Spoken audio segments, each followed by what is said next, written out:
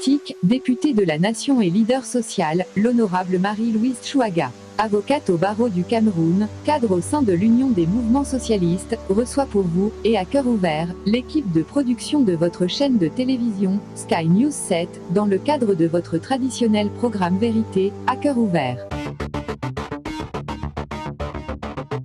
Avec elle, nous parlerons de sa fonction de l'avocature à la politique, de sa vision de la chose humanitaire et politique, et surtout, nous parlerons de la centrale à gaz offert à l'hôpital central de Bafang, du conflit qui s'oppose entre le maire de Banka et l'autorité traditionnelle du dit arrondissement.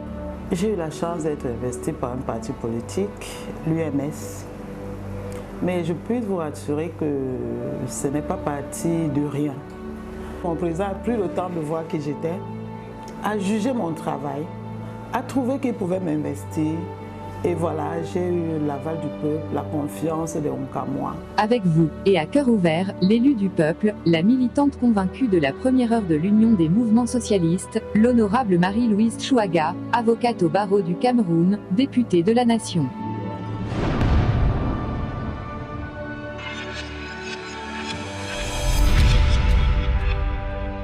Au départ, ce n'était pas trop sage, je ne l'avais pas trop voulu.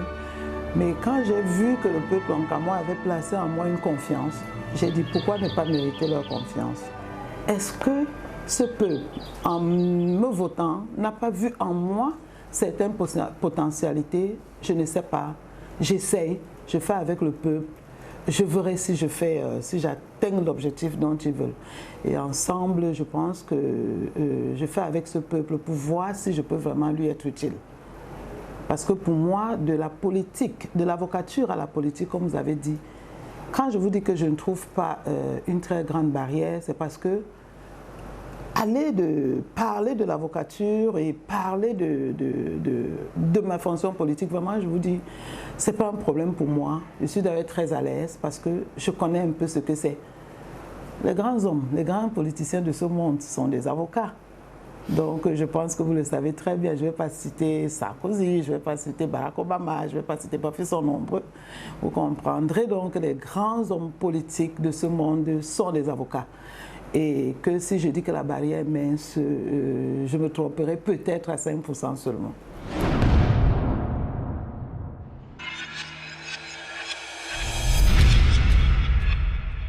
Sincèrement, je n'avais jamais fait la politique. Je n'avais pas milité dans un autre parti politique jusqu'à ce que le président de l'UMS me sollicite. Pourquoi est-ce que j'ai été cooptée? Je ne peux pas vous répondre, mais j'ai quand même cherché à savoir le pourquoi. Un jour, mon président m'a dit, les banques m'ont dit que tu es une grande dame, que tu peux faire beaucoup de choses. Je lui ai dit, ah, président, moi je ne sais pas qui je suis. Si les banques ont trouvé en moi celle-là qui peut faire quelque chose, d'accord. Et il s'agit quand même d'un parti socialiste qui a trouvé en moi cet élan de socialisme et ça a été facile pour moi d'adhérer. D'adhérer parce que les idéaux de ce parti épousaient un peu ce que moi je pensais de la vie, de l'homme en général. Au-delà du plan politique, l'être étant au centre de l'action socialiste, je milite pour tout ce qui place l'homme au centre de la vie. Je pense que c'est ce qui m'a poussé à aller vers ce parti et surtout que le président de ce parti m'a tendu la main. Alors, sachant donc que les idéaux de ce parti épousaient un peu ma vision des choses, ça a été facile pour moi d'y aller. Et je pense que jusqu'ici, je ne me suis pas trompée. Je mène des actions comme je peux, avec l'aval de mon président, qui m'encourage dans tout ce que je fais. Et je crois que, très sincèrement, ma vision de la chose humanitaire n'est pas loin de l'action politique que mène l'UMS, mon parti.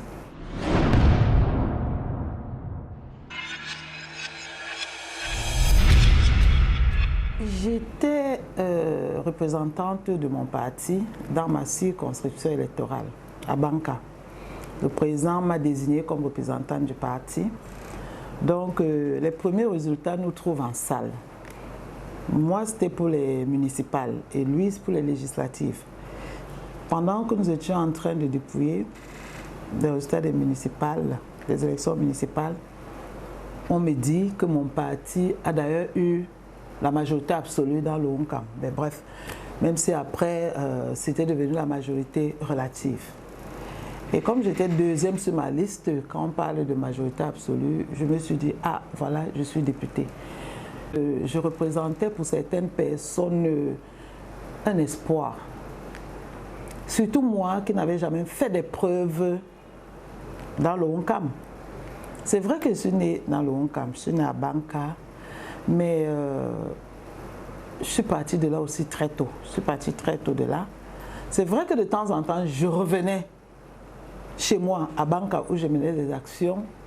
Je ne savais pas que ces actions étaient vues et enregistrées par certaines personnes. Et j'étais tout simplement émue. Émue jusqu'aux larmes. Pas parce que la joie, là, c'est elle qui m'intéressait, mais parce que je sentais un poids. Je sentais une charge. Je me disais, voilà désormais que je suis appelée à représenter une population quelque part. Et très rapidement est née une question.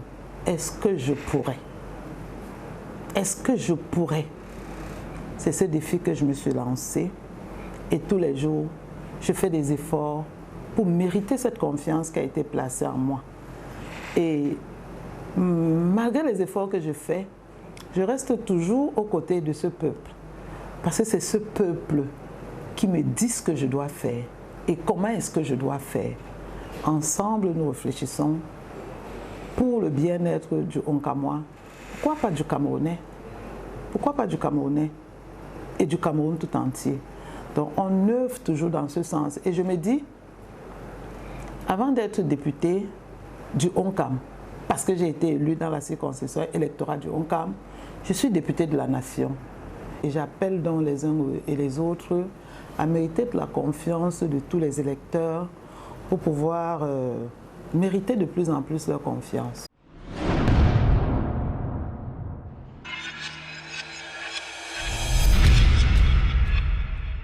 Je suis présidente d'une association qui fait également dans l'humanitaire. Mais cette association, les œuvres que j'y fais sont différentes des œuvres que je fais dans le cadre de mes activités parlementaires. J'ai des amis qui ne font pas la politique.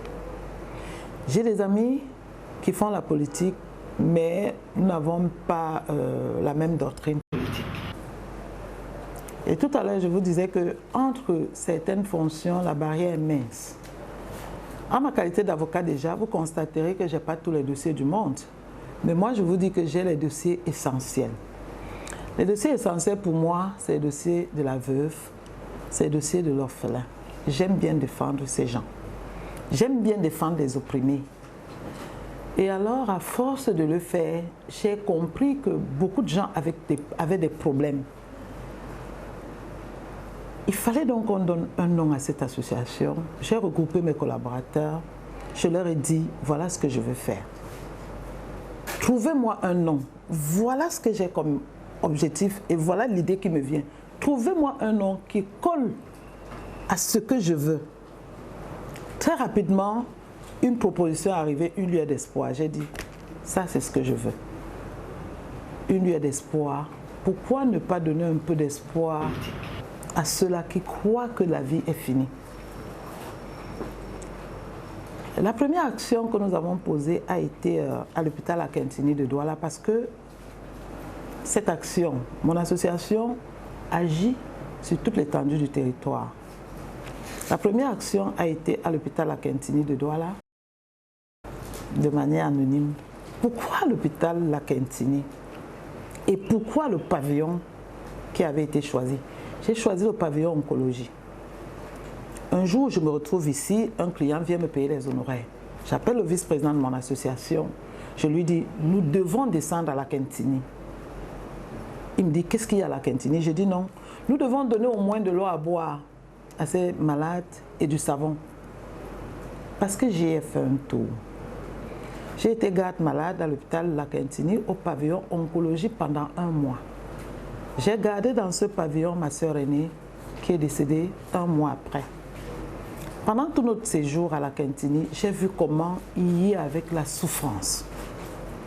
J'ai vu comment l'être humain pouvait souffrir. Je vous assure, pour ce que j'ai vu à La Quintini, un pavillon de 14 malades. Ce pavillon a 14 lits, 14 malades. Mais tous les jours, je vous dis tous les jours, au moins un corps y sort.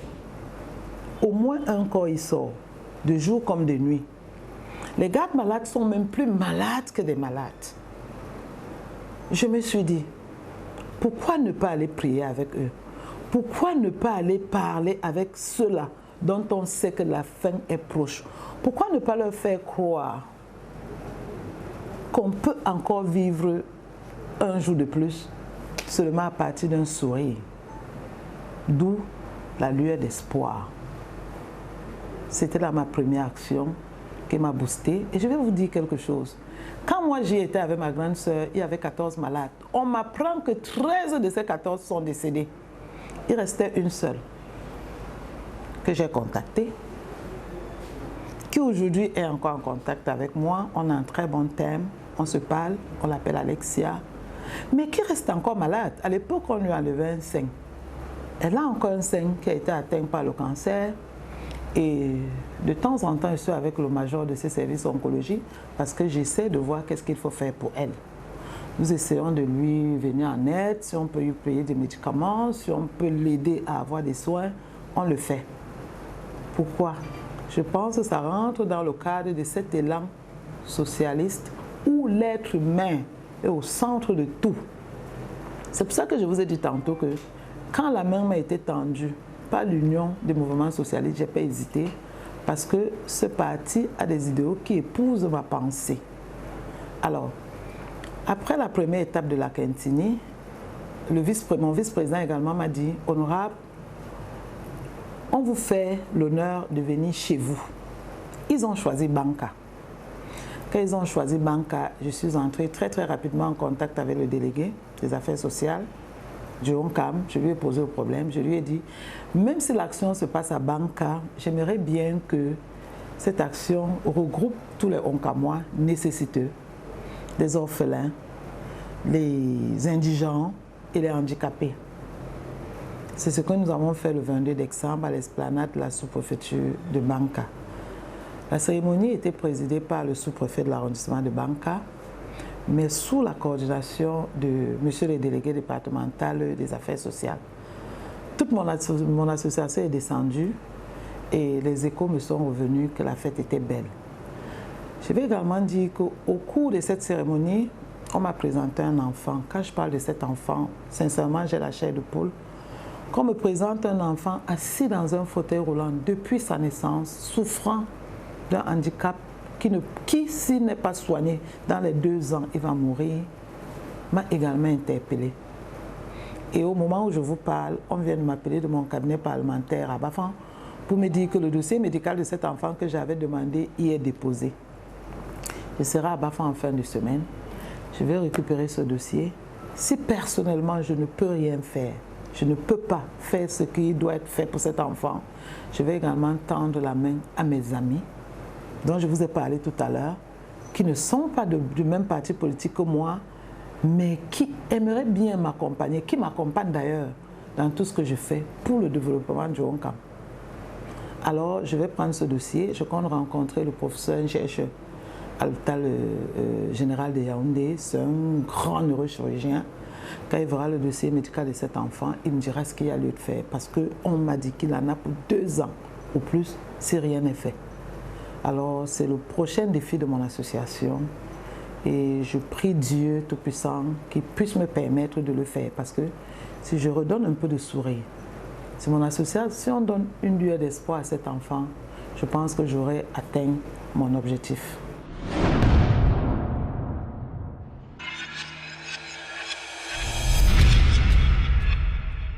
Il y a des petits actes qui marquent, des petites actions qui marquent.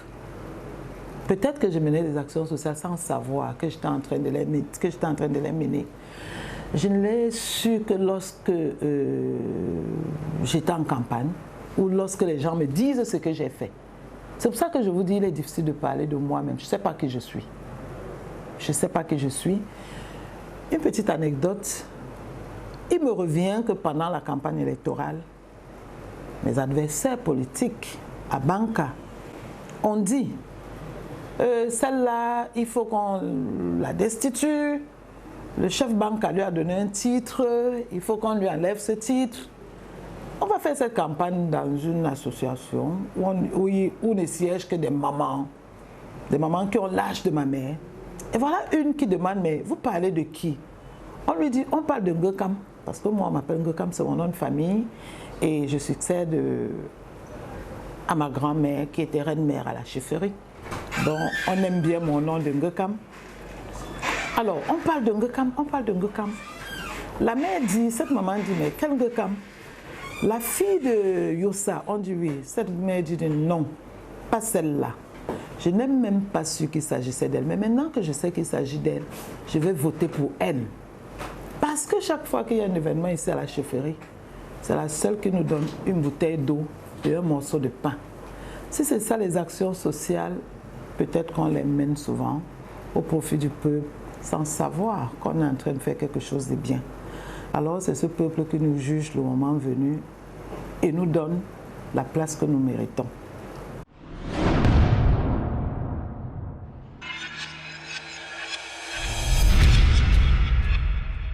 Je vais d'abord commencer par la genèse, vous dire ce qui m'amène à faire cette centrale d'oxygène.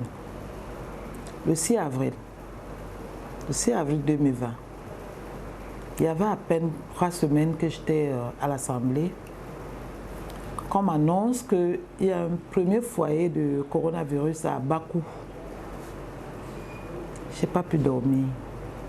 Et le lendemain, j'ai entrepris des actions très très fortes.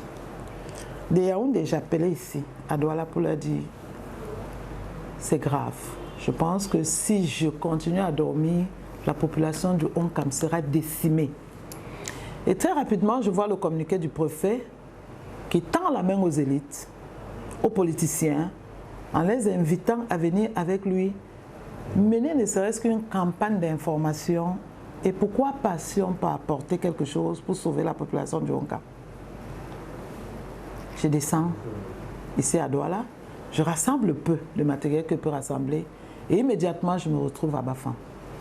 C'est l'occasion pour le préfet de me remercier énormément et de me dire, honorable, vraiment, j'ai voulu faire la campagne, mais je n'avais pas le matériel nécessaire pour descendre sur le terrain.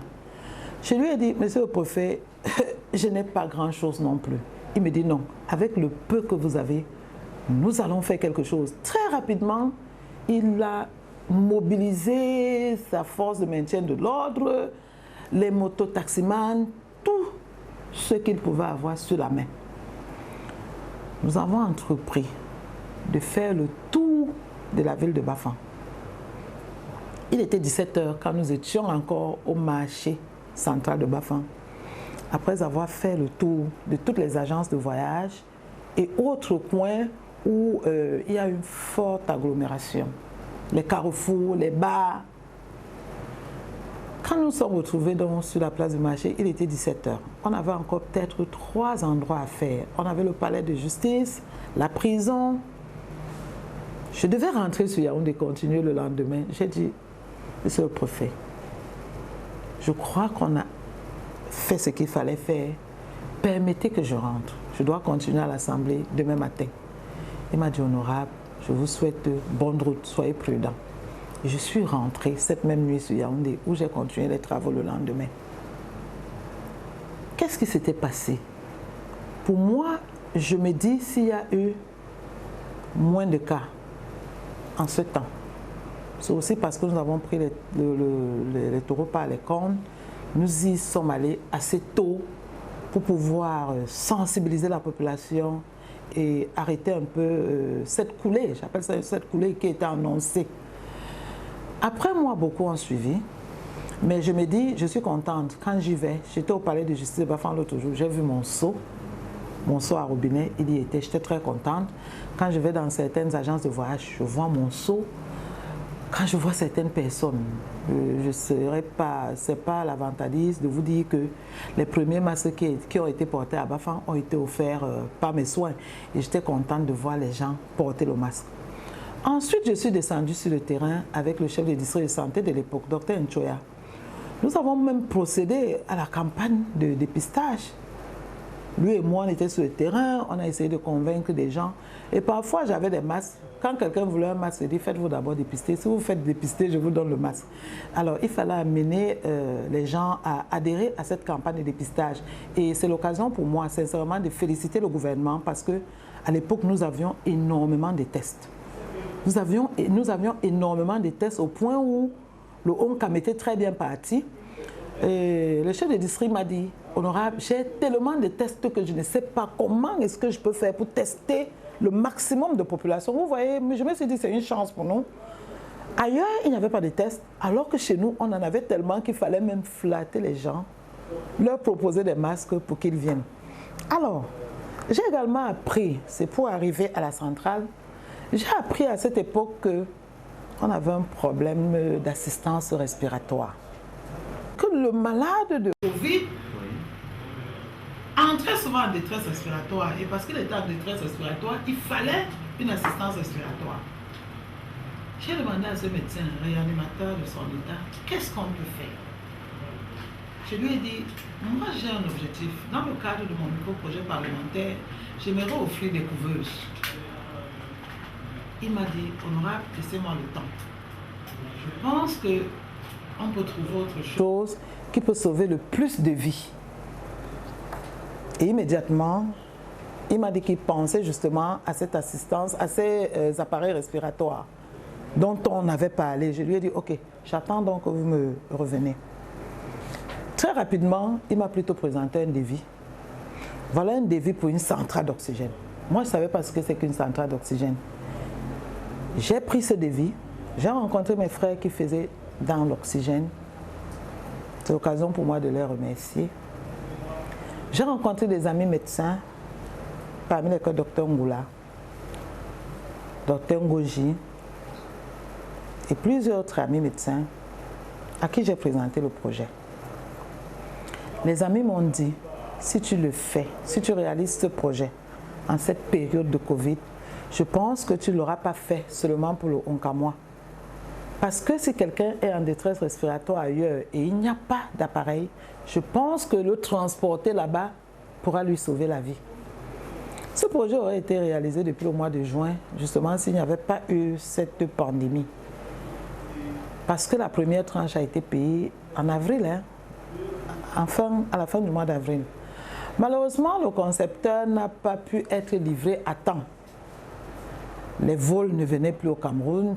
Tout ce que nous avions besoin devait venir de l'extérieur et ça a été bloqué. Ce n'est qu'au mois de septembre qu'il a pu changer de destination. Il était obligé de commander en Israël, il était obligé de commander à Dubaï. Et le temps que les autres appareils également commandés en Europe arrivent pour faire le package. Je lui ai dit, ok, la pandémie ayant baissé, je lui ai dit, attendons de réceptionner le don ou alors de faire le don à la fin de ma session de novembre. C'est pour ça que ça a été placé à la fin du mois de novembre. Mais déjà depuis le mois d'avril, mai, le projet était en cours. Les gars, le concepteur était descendu, je vais dire, le monsieur était descendu plusieurs fois sur le terrain. C'est vrai que ça a été modifié. Je partais sur la base d'un petit truc. Et je me suis dit, pourquoi ne pas élargir et faire quelque chose de bien? C'est pour ça que à la fin du mois de novembre, non, plus précisément à la fin du mois de décembre, c'était le 29 décembre. Après mon action du 22 décembre, j'ai fait une autre le 29. C'est pour ça que le 29 décembre, à l'hôpital central de Bafang, vous avez vu ce que j'appelle ce don de vie, ce don de soi. Je me suis dit, si je peux offrir de l'oxygène à quelqu'un qui en a besoin, je lui aurais offert une autre petite lueur d'espoir. Parce que l'oxygène, c'est la vie.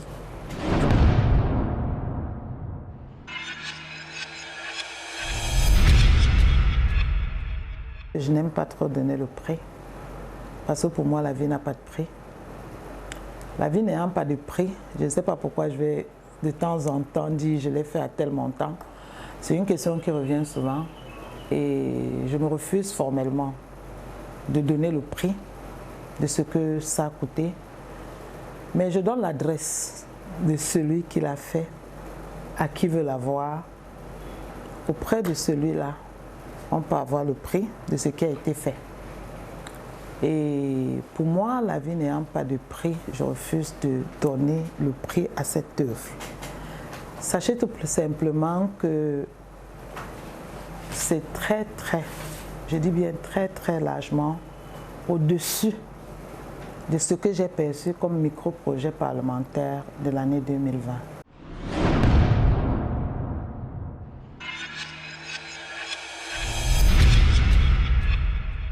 Tant qu'on ne s'est pas frotté à des difficultés, on n'évolue pas. Dans le cadre de mes actions parlementaires, même sur le terrain, on rencontre des difficultés, mais il faut savoir peser le pour et le contre. Je vais vous dire quelque chose qui va vous surprendre, mais moi, je n'ai pas été surprise. 2 jours avant l'événement, je m'amène à l'hôpital central où je dois afficher les banderoles. Je trouve beaucoup de gars assis dans un bar. Quand je mets la banderole, ces gars viennent vers moi et me demandent si c'est moi. Je dis oui. Qu'est-ce que c'est une centrale d'oxygène? J'essaie de leur expliquer. Et voilà quelqu'un qui me dit honorable, vraiment, donnez-moi ma bière, je bois, ça me suffit. Vous comprenez qu'on met ça dans le cadre de l'ignorance. Ce gars ne veut pas me heurter. Mais je crois qu'il ne sait pas ce que c'est. J'invite également quelqu'un à assister à cette remise de la centrale à l'hôpital qui m'appelle et me dit « Honorable, nous, quand on se déplace, on nous donne souvent l'argent du carburant. Je ne me donne pas l'argent du carburant, je ne viens pas. » Qu'est-ce qu'on peut lui répondre? Mais celui-là, parce que c'est un responsable et c'est un aîné, je lui ai dit « Cher aîné, si un jour tu es en détresse respiratoire ou alors ton enfant en détresse respiratoire, appelle-moi également que je te donne de l'argent de transport pour que tu amènes ton enfant à l'hôpital central, le mettre sous oxygène que j'ai payé et dont j'ai pris mon temps pour concevoir. Parce que le tout, ce n'est pas un problème d'argent. C'est un problème de temps, de disponibilité et de l'affection pour ce qu'on fait. Ça, c'est la première difficulté, les premières difficultés qu'on rencontre sur le terrain pour dire que les gens ne vous comprennent toujours pas. Mais moi, je parle d'un fait. Quand vous êtes convaincu que ce que vous faites est bien pour une population et que ce que vous faites va aider cette population, même contre son avis, il faut le faire. Si je sais qu'en mettant cette centrale d'oxygène, ça va vous aider, même contre votre avis, je vais faire installer. Parce que c'est peut-être quand vous verrez le résultat, peut-être quand vous serez sauvé, vous allez revenir et me dire que vous aviez tort. Même si vous ne revenez pas, il n'y a pas de souci, j'aurai sauvé une vie. Ça, c'est l'essentiel. Et les difficultés également au niveau du Parlement, on les rencontre. Vous êtes sans ignorer que nous sommes 2 de mon parti à l'Assemblée, seulement 2. Que peuvent faire 2 députés sur 180? Même si je m'allie à la fraction dite de l'opposition, nous sommes combien? On ne fait pas le tiers. Qu'est-ce que nous pouvons faire lors d'un vote par rapport à cela? Mais ça ne veut pas dire, comme je vous ai dit tout à l'heure, qu'on baisse les bras. À travers nos questions orales, à travers nos contrôles, à travers nos actions, nous ne manquons pas de nous exprimer. Qu'on prenne en compte ou pas ce que nous disons, je pense que l'essentiel pour moi, ça je parle de moi, l'essentiel pour moi c'est de dire ce qui ne va pas, quand je suis convaincue que ça ne va pas. Prenez en compte ce que j'ai dit, ne prenez pas en compte, mais moi j'ai un devoir, c'est de vous dire que ce que je vois n'est pas bon. Je n'ai pas été élu pour ça, j'ai été élu parce que je dois défendre tel objectif. Et tant que je n'ai pas défendu cet objectif, je ne suis pas tranquille. J'ai dit, écoutez-moi, ne m'écoutez pas, j'ai un devoir à faire, j'ai un objectif à défendre. et je dois défendre cet objectif. Un jour viendra où on retiendra que nous y étions, même en minorité, mais que nous avons essayé de dire quelque chose. Ça, je pense que c'est le plus essentiel parce qu'en y allant, nous savons que nous sommes minoritaires. Nous savons que nous n'allons rien changer à rien, mais nous sommes également convaincus. Quand je dis nous, de l'UMS, nous sommes également convaincus qu'un jour viendra où on dira que nous avions dit, même si ce que nous avons dit en son temps n'avait pas été pris en compte. C'est le combat que nous menons. Beaucoup pensent qu'à deux, on peut faire changer les choses. Non. Ça ne vaut pas la peine de monter sur la table, de cogner très fort pour se faire comprendre. On ne nous comprendra jamais parce qu'on passera toujours au vote. C'est nous qui avons dit que nous voulons être démocrates et nous sommes démocrates et nous devons accepter la loi de la majorité, même quand elle est contre nous. Est-ce que cette majorité a raison? La plupart du temps, moi de l'opposition, je dis cette majorité n'a pas raison puisque ce n'est pas l'idéal que je poursuis. Mais de l'autre côté, cette majorité trouve qu'elle a raison. Et comme nous sommes en jeu de démocratie, j'accepte ma place de minorité, mais je dis et j'espère que tout est noté dans un plumitif et qu'un jour, 1, 2, 3 générations après moi, je ne sais pas, mais un jour viendra où on dira que nous avions dit.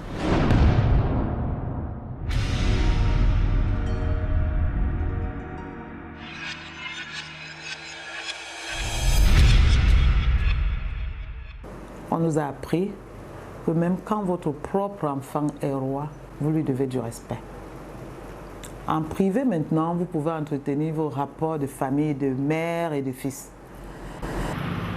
C'est le roi, et quand on est un roi chez nous, quand vous avez désigné un roi, même si vous n'approuvez pas, respecter en tant que roi. C'est pas pour dire que j'ai des problèmes avec lui, non. C'est le premier que j'appelle quand j'ai des difficultés sur ce plan. Je pense que je suis également, c'est pas un secret, mes frères Banca le savent, je suis également parmi les premiers qui l'appellent quand il a besoin de certains conseils, bien évidemment. Je suis conseillère municipale à la mairie de Banca. Donc c'est une crise dans laquelle je suis impliquée, d'une manière ou d'une autre, je suis impliquée. Si je ne suis pas impliquée du côté traditionnel, je suis impliquée du côté administratif ou politique. Mais quelque chose reste et demeure. Le politique doit respecter le traditionnel, ça c'est ma conviction. Et tant que les deux ne cherchent pas à s'accorder, il y aura toujours problème. Surtout le cas de la commune de Banca. Moi, en tant que conseillère municipale, je veux vous dire que je ne peux jamais voter pour une délibération qui demande d'aller détruire un monument sans une concertation préalable avec l'autorité traditionnelle. Pire, ce monument représentait le grand-père de ce chef, l'un des bâtisseurs du royaume Banca, et faisait la fierté des Banca. Si je me limite au niveau de Banca, je vais vous dire que ce monument faisait la fierté des Banca. Alors, heurter la sensibilité d'un peuple, c'est se sentir touché au plus profond de soi.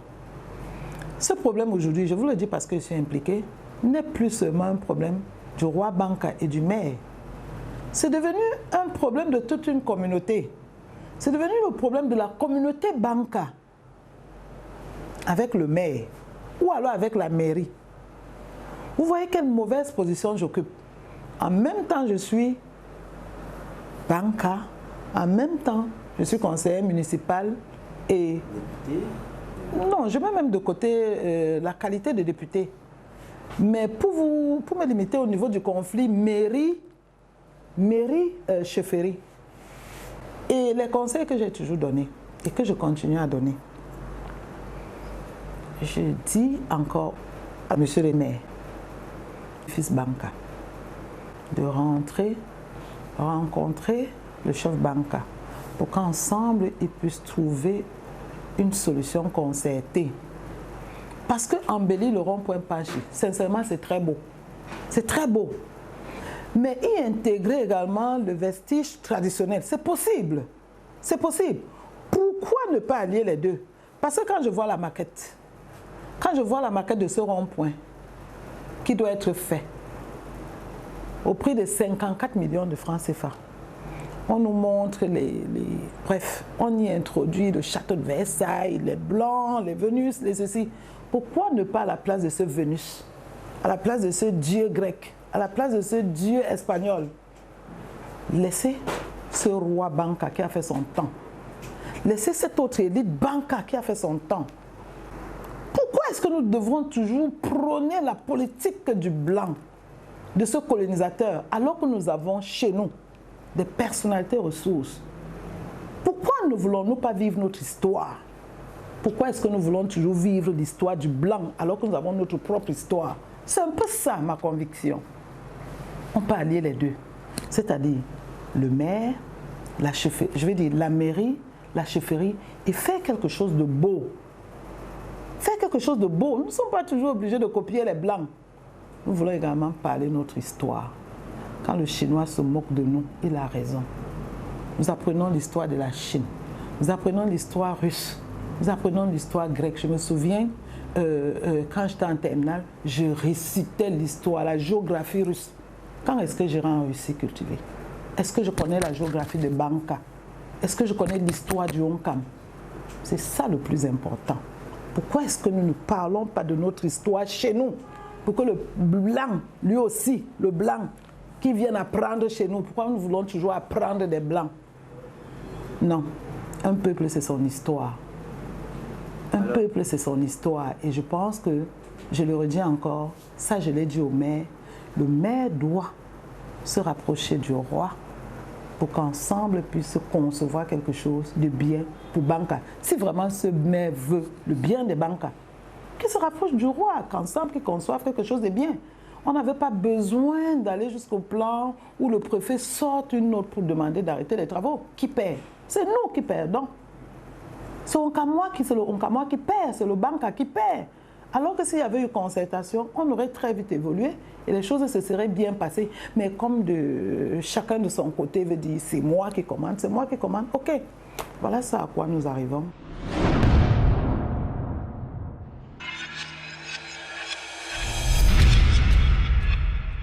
Mais quand vous allez vers quelqu'un qui est toujours sur ses grands chevaux, qu'est-ce que vous voulez? Quand vous voulez parler à quelqu'un pour lui dire voilà ce qu'on peut faire et que la personne vous rappelle que vous ne connaissez rien,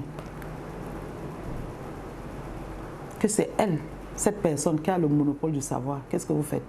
Est-ce que vous pouvez essayer de parler à quelqu'un qui n'accepte jamais qu'il s'est trompé? Vous ne pouvez pas parler à quelqu'un qui n'a jamais accepté de se tromper. J'ai appris, étant à la mairie de Banca, qu'il y a des super-héros, qu'il y a des gens qui ne se trompent pas, qu'il y a des gens à qui on ne peut pas dire non, ça c'est pas bon, voilà plutôt ce qu'on dit. Au point où on m'a rappelé plusieurs fois que c'est moi qui ne lisais pas le bon texte, de droit. Quand vous avez en face de vous quelqu'un qui refuse et vous savez que c'est la mauvaise volonté, qu'il sait ce qu'il dit, qu'est-ce que vous faites? Qu'est-ce que vous faites? Néanmoins, j'essaie de parler. Si on comprend, on comprend. Mais sincèrement, je me suis rapprochée du roi Banca qui m'a dit qu'une solution concertée, c'est tout ce qu'il demande. Mais alors, est-ce que c'est le roi qui doit aller vers le maire, qui mette de côté sa casquette de maire et revêtisse celle de fils Banca, qui prenne la casquette même de fils Banca, qu'il aille vers le roi Banca et qu'il lui dise mon père, même s'il est son cadet, qu'il lui dise mon père, vraiment, je veux bien faire. Peut-être que j'étais heurtée, parce qu'il ne faut pas oublier qu'il s'agit de son grand-père. Il y a ça. Il y a des choses qui ont une valeur inestimable. Mon roi, j'étais heurtée, je demande pardon, mais qu'est-ce que je peux faire pour mener à bien cette action profitable pour Banca, pour le Honkam? Et le tour est joué. Mais il faut une grande dose d'humilité. Mais quand on n'est pas humble, Je n'ai pas dit que le maire n'est pas humble, hein, mais quand on n'est pas humble, c'est difficile de jouer les médiateurs. L'humilité, en fait, moi je l'ai toujours dit, et beaucoup l'ont dit avant moi, précepte la voix. La paix profite à tous. Vraiment, sans la paix, on peut rien faire. Cadet. Et au niveau des banques, prenons seulement l'arrondissement de Banca. Moi je l'ai toujours dit, et beaucoup l'ont dit avant moi, précepte la voix. Comme la cellule familiale, la paix profite à tous. Mais moi je dis tout vraiment, sans la paix, on ne peut rien faire. Alors si Banca n'est pas en paix, au niveau de Banca, ça peut générer au niveau de la région, au niveau du pays tout entier. Si nous prenons Banca comme la cellule familiale, mais moi je dis, nous avons intérêt à ce qu'il y ait la paix.